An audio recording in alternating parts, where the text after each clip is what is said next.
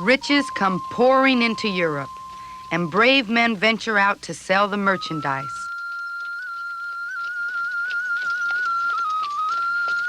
Halt! This is the border of Lord Pennyworth's land. You must pay his toll.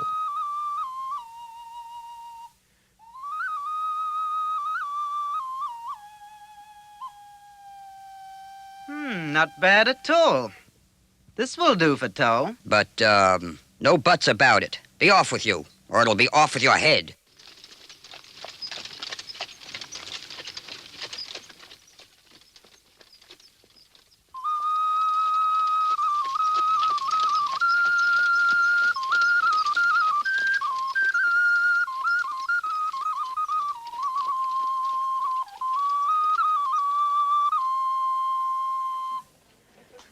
Look here. First-class pepper. 3 pence for a little bag. Stop that there. If you're selling things on Lord Pennyworth's land, you've got to pay a 14 shillings tax. The devil take him. These coins are no good here. You can only use money with Lord Pennyworth's picture. But, you can exchange yours over there. But there's twice as much gold in mine. If you value your life, pay up. If they aren't the stupidest blockheads I've met in all of Europe. Well, business was fine today. I must have made quite a fortune. If it wasn't for the taxes and those damned soldiers, they make my life miserable.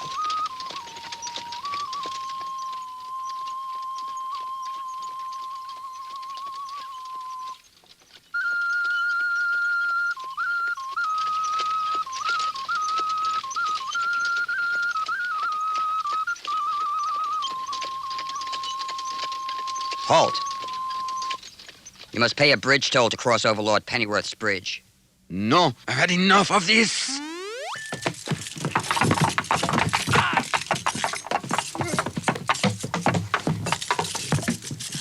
What's this here? It's this louse of a merchant who won't pay your bridge toll. So you would break my laws, would you? Do you know the punishment? We will gouge out your eyes, chop off your ears, rip open your bowels, stretch your neck, cut off your head, and char your body. Have mercy, mercy. I promise to pay. Miserable wretch. Since you repent, so shall I pardon you. Pay a fine and be off.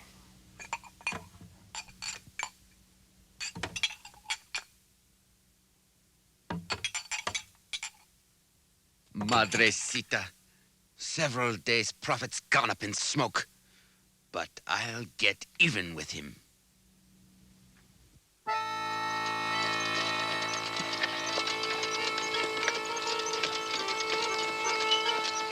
The merchants now become furious.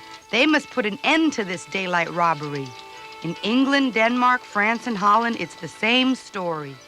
All over Europe, merchants gather to protect their interests and to plot against the landowners.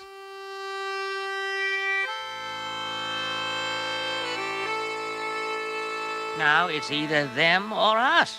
We cannot do a thing without them coming and taking their damn taxes.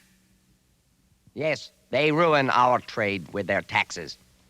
If our trade isn't free, our capital cannot survive. The landowners must be smashed.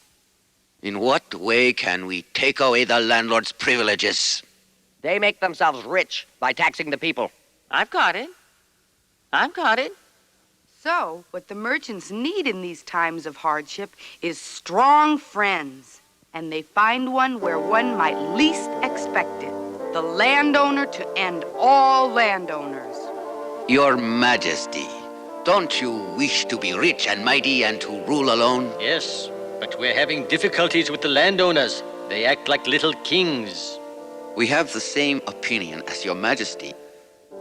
You alone should rule this country. You alone should make the laws, and you should collect the taxes and tolls. Ah, yes. That pleases us well, but we fear the landowners. They will certainly fight to the last to retain their privileges. And what of all the arms we shall need? We simply cannot afford it. No problem at all, Your Majesty. We know all about money. We'll get the money for you to deal with the landowners forever if you'll help us in return.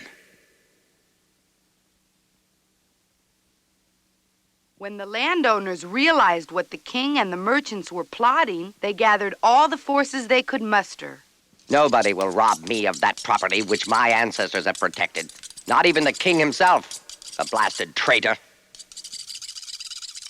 The landowners and the merchants are at odds with each other, and they are prepared to fight to the bitter end. A struggle between two classes is beginning.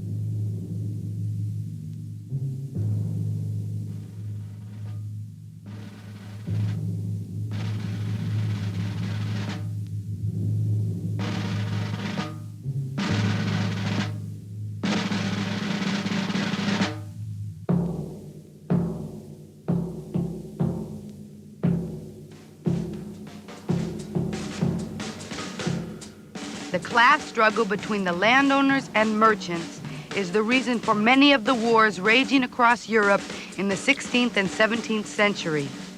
But the merchants themselves don't go to the battlefield to bleed and die. They have better things to do with their time. Have you heard that things are going really bad for our soldiers? We'll have to go and fight ourselves. No, that's not a bright idea.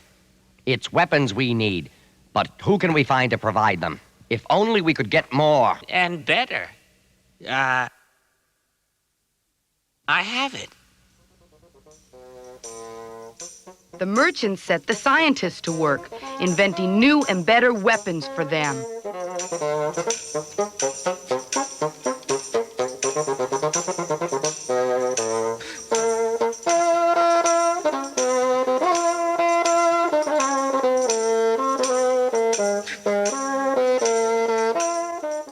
To defeat the landowners, the king's army needs plenty of weapons, which are provided by the merchants.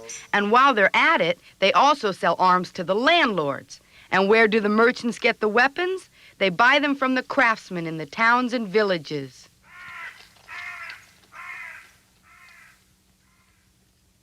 Make me 10 cannons quick.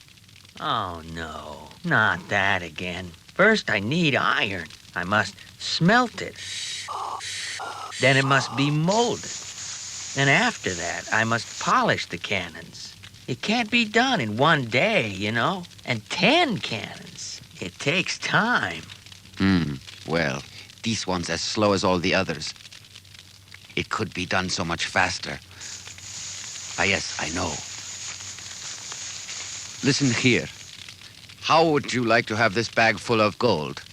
And give me your workshop. Yes, but, well, surely you can't make cannon. Not me, no. But you can stay on here and work if you like. And I'll pay you well for the work you do. Well, now, that really is a lot of money.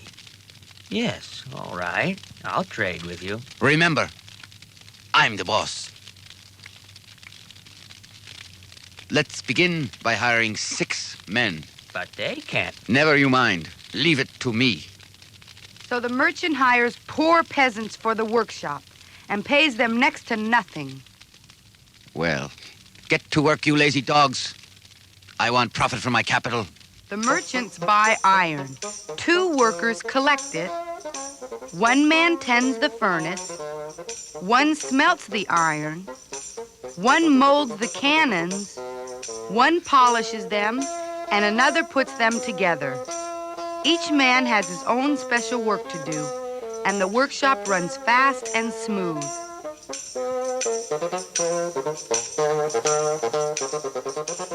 In fact, not until now can the merchant be called a capitalist, for now the merchant owns the means of production. All the workers in the armory work for him. Yeah. Now I've got plenty of weapons to sell. What a fantastic business. The workshop's all mine. The profits, they don't go to the craftsmen no more. My capital, it grows like crazy. War is great for business. But not for the landowners who lose their fortunes at war.